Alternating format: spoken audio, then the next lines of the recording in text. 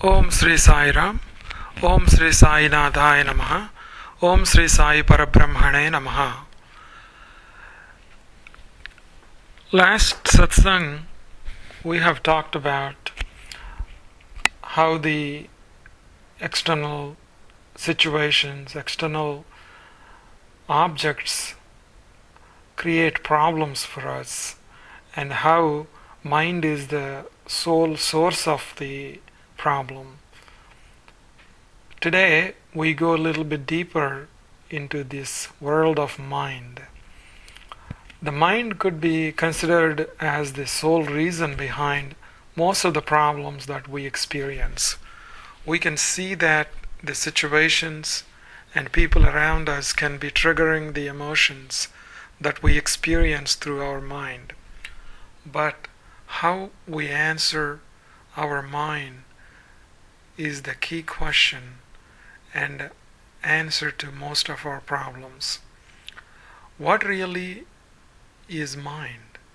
Why we fail to understand this so-called mind?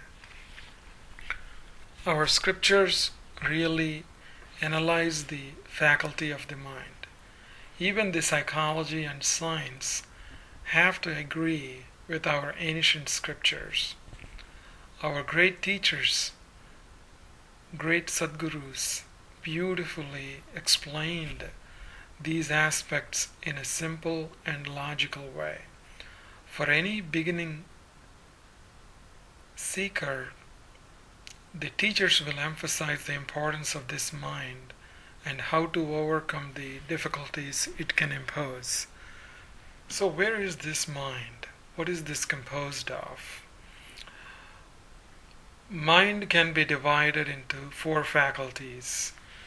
The first one is called manas, that is mind. Second one is chitta. Third is buddhi. And fourth one is ahankara. Manas is mind, chitta is memory, buddhi is intellect, ahankara is ego. The first one is manas. Is the lower mind of all the 4 faculties. The mind interacts with the external world and takes in sensory impressions and data. It cannot decide anything by itself. Manas doubts most of the time. It has a lot of questions. And this can cause great difficulties if this tendency becomes excessive. This will make us helpless at times. We become crippled sometimes. The second one is chitta, that is memory. Chitta stores impressions and experiences. And while it can be very useful, chitta can also cause difficulties if its functioning is not coordinated with the others. Buddhi, this faculty is intellect, and this is higher than the rest of the components. This word is in a similar way as Buddha means awakened. This faculty has discriminating power, and it can distinguish right from wrong. If mind can use this buddhi properly, good things can happen. This also provides the seekers of the spiritual path right view and right thinking. And the fourth one is ahankara. The feeling that I am special and great is what we usually call as ego. But just the feeling of I, that I-ness, is called the real ahankara. That feeling of me is called real ahankara. That is also called aham bhavana. This feeling at times cripples us, and people cannot maintain balance in their lives. This feeling of I extends depending on the situation. For example, me, my family, my town, my state, my country. The list goes on like that. All this inclusiveness sometimes leads us to sorrow. It might be rare that people can have the universal feeling and not exhibit selfish attitudes. That's why I emphasized, like when you take Baba's teachings, he really emphasized this universality so that we can overcome this ego. He appeared in so many forms, came as so many people, different forms, like snake, fly, ant, or some other form. Baba wanted us to succeed in the spiritual path by getting rid of this ahankara and using the buddhi properly. So the manas, chitta, buddhi, and ahankara are all put together, called as the faculty of the mind. This is called in Vedantic terms antakarana chatustaya. Antakarana chatustaya. Now let's look at it separately again. Mind, the manas, operates through the 5 organs of action and 5 sensory organs. Mind responds to various situations in the world of objects. If it sees a person or object it likes, it responds positively. It responds negatively when the situation is unfavorable. When it sees the trees or situations that are unfamiliar, it reacts by being neutral. Here, we can learn that the feelings that arise in the mind are the reason why we suffer, but not the objects outside. So these external objects are not causing us problems. If we can understand these emotions and reactions, we can minimize the suffering that we experience in our lives. The manas, the mind, uses chitta, the memory bank. The chitta stores all the previous experiences. When sensory organs see a person through eyes, the mind extracts information from the memory. Based on the past experience, it reacts either negatively or positively. There is a major problem in understanding the memory bank because there are some impressions that are conscious, which we can recognize, and some are unconscious, where we don't have any clue. These unconscious impressions cause so much havoc, disturbance in our lives. Here we feel sad, helpless, and do not understand why we are suffering. Sometimes we cannot analyze what's really bothering us, but we certainly know that we are not well.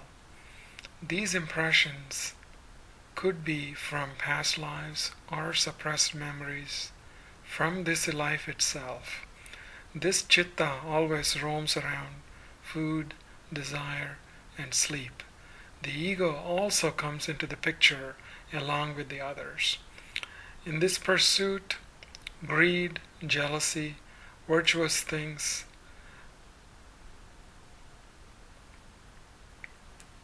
are important, but if we pursue greed, jealousy, and anger, we are doomed.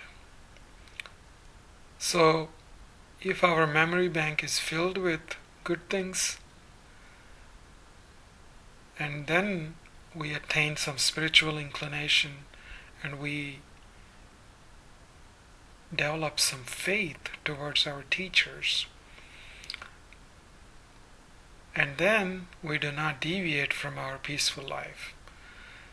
We do not adopt wrong ways of living if we acquire these characters. We can use our intellect in a better way. In Patanjali Yoga Sutras, it was mentioned that Yoga Chitta Vritti Nirodha. Controlling the thought patterns is nothing but yoga. We have to start witnessing these tendencies in the memory, and these are like waves in an ocean. We have to prevent these tendencies from materializing into action. Buddhi always gives us the both sides of the story, but mind does not want to listen to it. If we can properly learn to use this intellect, we will be very successful in our endeavors. Lastly, ahankara, ego, is the key factor in destroying our lives. This feeling of I is a hindrance in the last stages of self-realization. Only Guru can help us with this in the end. But we suffer at the initial levels of this ego also. We have acquired a false sense of identity in this world, and we ignored the reality. Whatever we see in this external world, we assume that it is real. Experiencing this reality of life and understanding our own self is the goal of human life. Only Sadguru can help us realize this truth. To even think this way, our past karmas have to exhaust. They must be abolished. For this to happen, we need to perform good actions and develop faith towards good God and Guru. Otherwise, we become a victim of vicious birth-death cycle. Baba showed so many miracles, and through which he took away so many karmas, so that we can advance in the path of spirituality. By understanding these four faculties of the mind, we can grow in our life and live peacefully and lead a successful and happy life. If we do not understand these, we have to suffer. So Sai Bandhus, let us understand our own self. Let us understand our own mind so that we can be happy in our lives. Om Sri Sai Ram, Om Sri Sai Nadaya Namaha, Om Sri Sai Parabrahmane Namaha, Om Sri Sachidananda Sadguru Sainath Maharaj Ki Jai.